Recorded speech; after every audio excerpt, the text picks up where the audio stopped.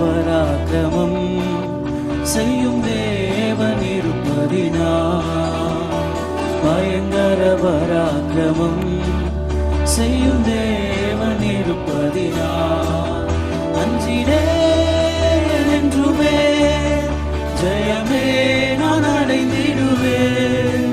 அஞ்சிடேன் என்றுமே ஜெயமே நான் அடைந்திடுவேன்.